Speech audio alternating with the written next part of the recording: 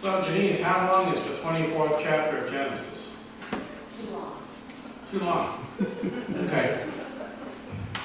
The story of Rebekah and Isaac takes up the entire 24th chapter.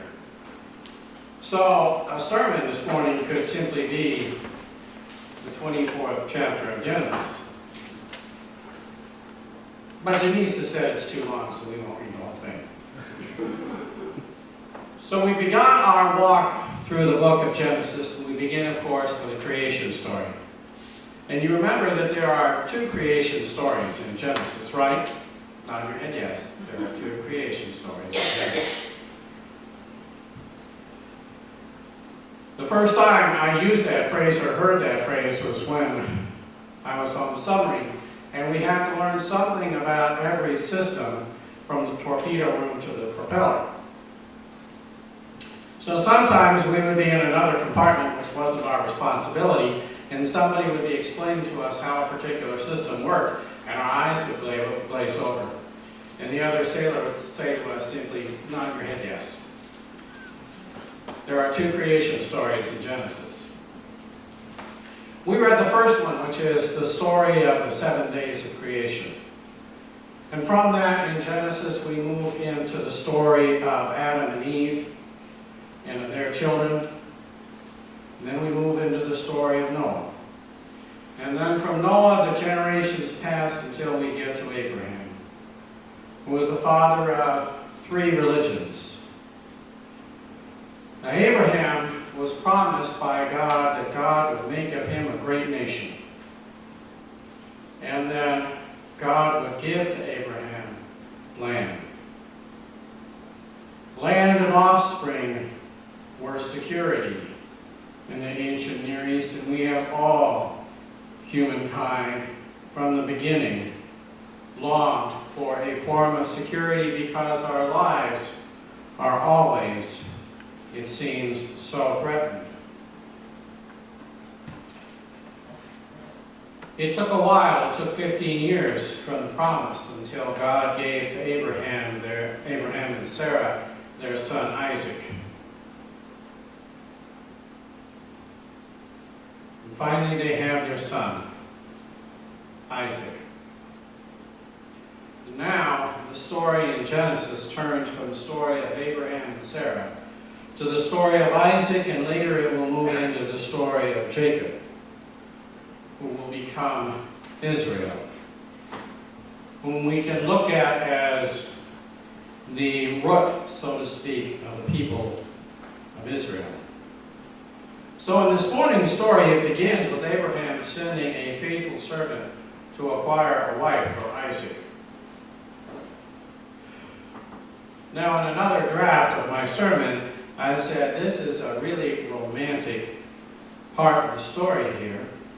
Abraham sends a servant to acquire a wife for Isaac in the same way that he might send the servant to acquire camels for the herd.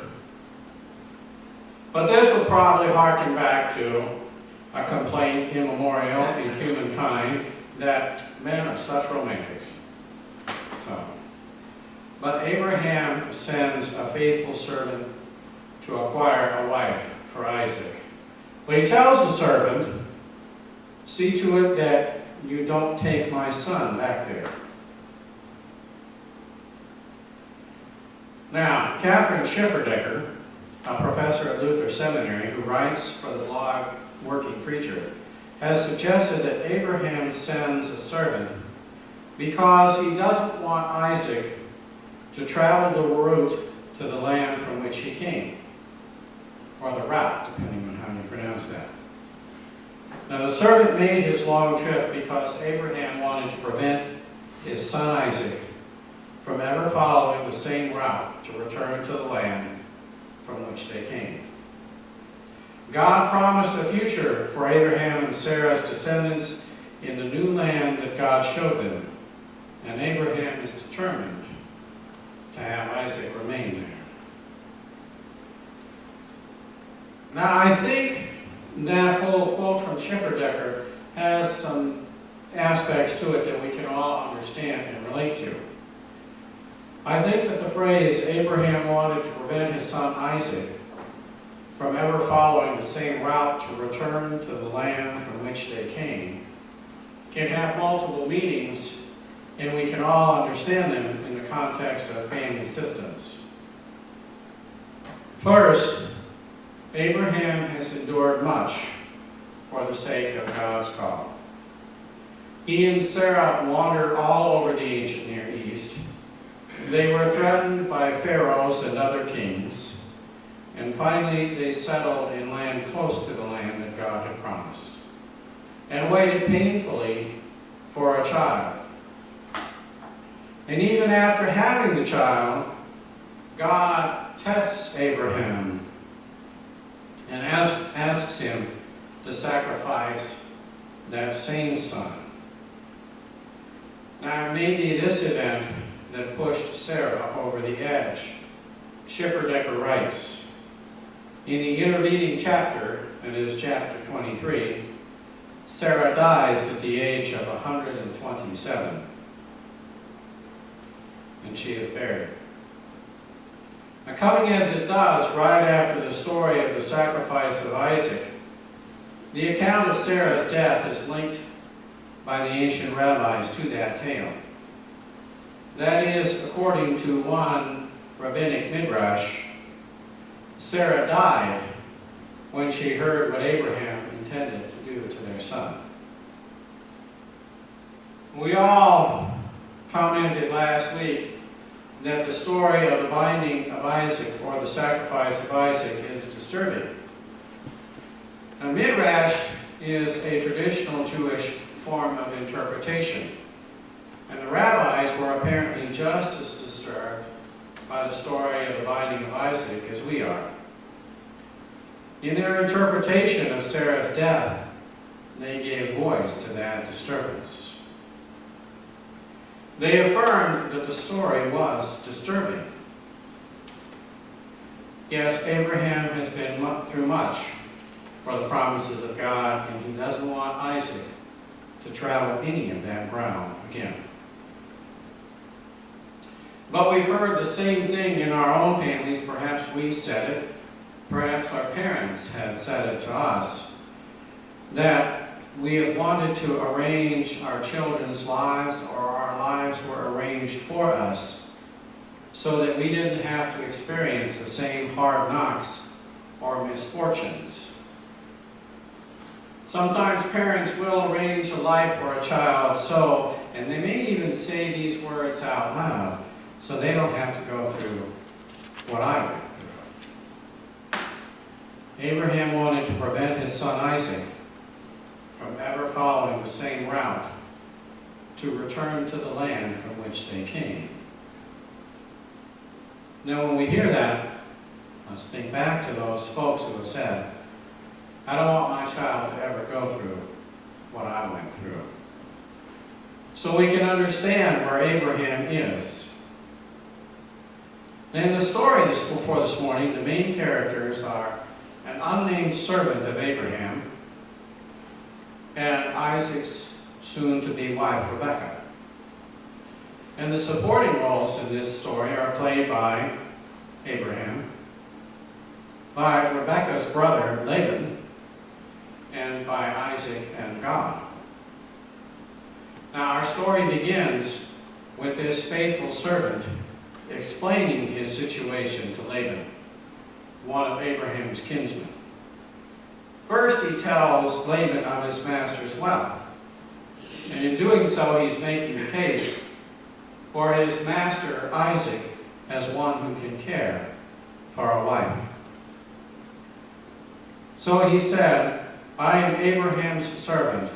The Lord has greatly blessed my master, and he has become wealthy. He has given him flocks and herds, silver and gold, male and female slaves, camels and donkeys.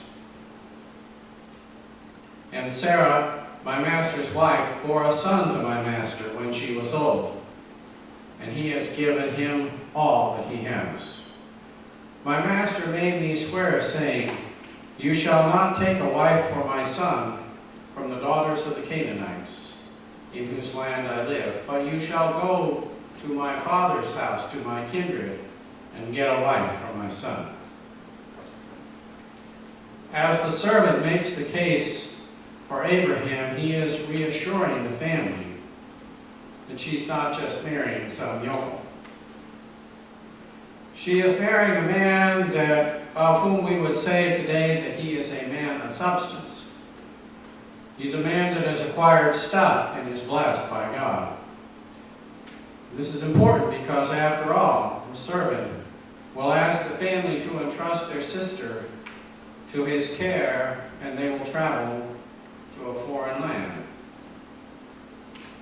And the family may never see their sister again. This is a risky venture. And the servant is giving reassurance that the situation is legit. Rebecca is not becoming what we would call today a mail-order bride. Then the servant tells Laban how he met Rebecca. I came today to the spring and said, O Lord, the God of my master Abraham, if now you will only make successful the way I am going. I am standing here by the spring of water. Let the young woman who comes out to draw, to whom I shall say, please give me a little water from your jar to drink, and who will say to me, drink, and I will draw for your camels also. Let her be the woman whom the Lord has appointed for my master's son. And before I had finished speaking in my heart, there was Rebekah coming out with her water jar on her shoulder. She went down to the spring and drew. I said to her, please let me drink. She quickly let down her jar from her shoulder and said, drink, and I will also water your camels. So I drank, and she also watered the camels. Then I asked her, whose daughter are you? She said, the daughter of Bethuel, Nahor's son, whom Milcah bore to him. You've got the easier reading, Gene. So I put the ring on her nose and the bracelets on her arms. Then I bowed my head and worshiped the Lord and blessed the Lord, the God of my master Abraham, who had led me to the right way to obtain the daughter of my master's kinsman for my son. Now then, if you will deal loyally and truly with my master, tell me, and if you won't tell me, so that I may know where I stand. Schifferdecker also points out that not only is Rebecca stunning, but she's freakishly strong, because the servant had brought with him 10 camels as a gift, and each camel could drink 10 to 20 gallons of water. So you farm women, we've got a woman here, a young woman, who can gather 10 to 20 gallons of water for 10 camels.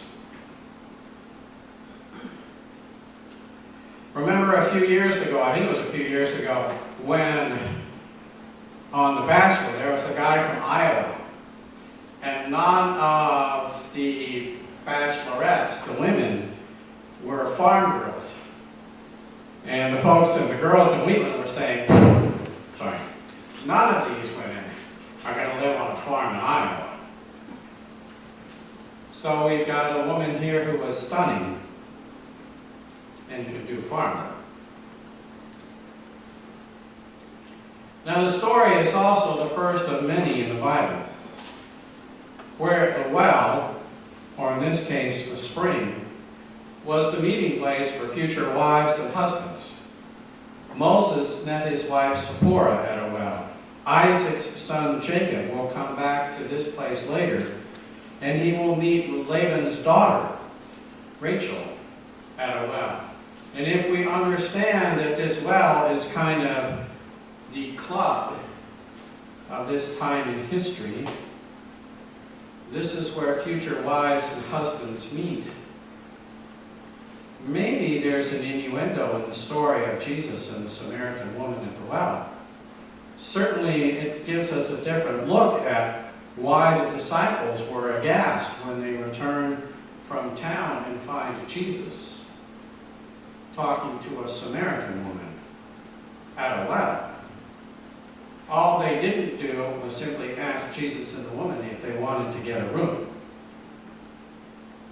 Later in the Jacob story, we will learn that Laban is himself no fool when it comes to wealth.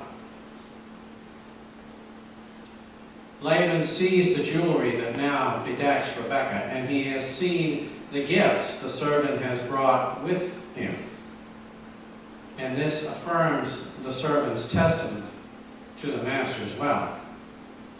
Abraham is indeed wealthy, and the family is duly impressed with the offerings and the jewelry that now covers Rebekah.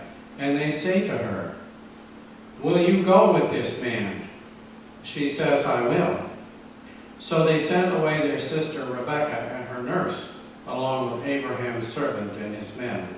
And they blessed Rebekah and said to her, "May you, our sister, become thousands of tens of thousands. May your offspring gain possession of the gates of their foes." Then Rebekah and her maids rose up, mounted the camels, and followed the man. Thus the servant took Rebekah and went his way.